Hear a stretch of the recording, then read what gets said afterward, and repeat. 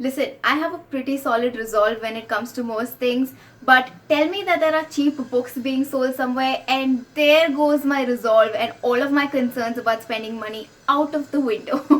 Today I'm going to be showing you what books I got when I went for the Lock the Box book sale in Bangalore. This happened in July, and I've already uploaded one haul video, but I went there twice, so these are the titles that I got the second time around. If you enjoy watching this video, then don't forget to like, subscribe, click the bell icon, share this video, comment, and do all of that. I got a total of 41 books in July. Oh my god, Meera, what have you done? This is by far the most number of books I've bought in a single month. Forget a single month, in the span of 1 week. The first part of this haul, I will link it in the cards as well as in the description, so check it out if you haven't. The first book I got is The Night Diary by Veera Hiranandani.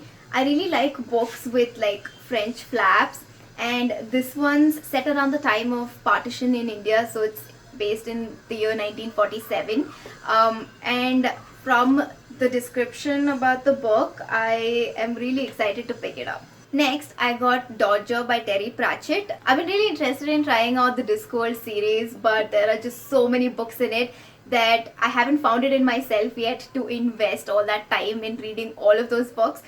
So this one seemed interesting, so I picked it up. Then I got this really nice edition of The Merchant of Venice by William Shakespeare. I usually don't read a lot of plays, so I thought I should broaden my reading horizons, and I picked this up. Cloud Atlas by David Mitchell. I haven't read any book by David Mitchell before. There's just this one line on the back that interested me. It says, "Souls cross ages like clouds cross skies." Silas Marner by George Eliot. These Penguin English Library classics have such nice covers, and they look so good together on the shelf. I have about 3 books in this edition. I think I should buy more. Look at me. I'm just showing you the books that I got, and I'm already talking about buying more books. Ugh, I am never going to improve. The Lady of Camellias by Alexandre Dumas. This next one has been on my wishlist for a very long time, but I finally got persuaded to pick it up because of Emma Novella. She talks about Wicked by Gregory Maguire so much, and it's one of her favorite books, so I couldn't put off buying it any longer. The Woman's Courtyard by Khadija Mastoor is a book I bought because I've been seeing it on Bookstagram quite often, particularly on Bookstagram India. This is also a book that is set around the time of partition. It says here that it is a feminist classic that hauntingly explores the interior world of women. I'm just glad that the second time I went for the book sale, I could pick up so many incredible titles. This next one is partly a cover buy, but I also got it because the title of the book sounds so intriguing. It is A Drowned Maiden's Hair, a melodrama by Laura Amy Schlitz. What I saw on the back that really interested me is that there's a woman called Maud. She lives at the Barbary Asylum for Female Orphans, and one day she gets picked up to go live with the Hawthorne sisters. So I think she starts working as a house help. I mean, I could be wrong, but this cover just looked so good. Next, The Long Way to a Small Angry Planet by Becky Chambers. I remember after I came back home from the sale on day 1, I saw a few people who had gotten this book, and it really bothered me that I hadn't gotten a copy for myself. So when I went the second time, I was keeping an eye out for this book, and for the longest time I couldn't get it. Then when I finally found it, I was so happy. I got a copy of The Shadow of the Wind by Carlos Ruiz Zafón. It's this really nice floppy paperback. I'm just going to quickly read the synopsis to you because I feel like this is a book that many of you may be interested in. Hidden in the heart of the old city of Barcelona is the cemetery of forgotten books, a labyrinthine library of obscure and forgotten titles. To this library, a man brings his 10-year-old son Daniel one cold morning in 1945. I'm not going to read the rest, but I feel like that's enough for you to understand how wonderful this book is going to be. Please, fingers crossed, let it be good, let it be good. The 13th Tale by Diana Satterfield. Daughters of Arabia by Jean Sasson.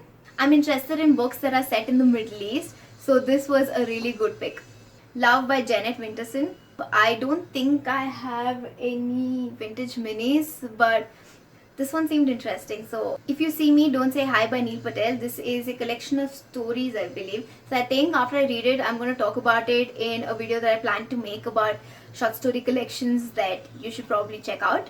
The Hound of the Baskervilles by Sir Arthur Conan Doyle. I think I have this story as part of the volume of Sherlock Holmes stories, but I really like this copy and I think it's going to be a quick read.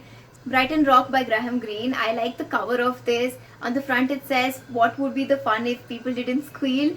And on the back it says, "I'm here for your own good, you got to be saved." I think just these two lines was enough for me to like grab the book and put it in the box. Okay, I think I'm saying this quite often in this video, but I did find quite a lot of surprising titles that I couldn't believe my luck were there. I got the second book in the Winter Night trilogy by Catherine Arden. It is a Russian fantasy fiction. Catherine Arden's writing is just so mesmerizing. I was whooping with joy when I saw this. This is a sort of non-fiction book. It's about the WikiLeaks, so because I'm learning about this in college, I thought it would be an interesting read. I think everyone knows about Julian Assange. This has been written by David Lay and Luke Harding. Okay, we're on to the last two titles of this haul. I got 2 years, 8 months and 28 nights by Salman Rushdie. It says it's inspired by traditional folklore, and I haven't read any Salman Rushdie.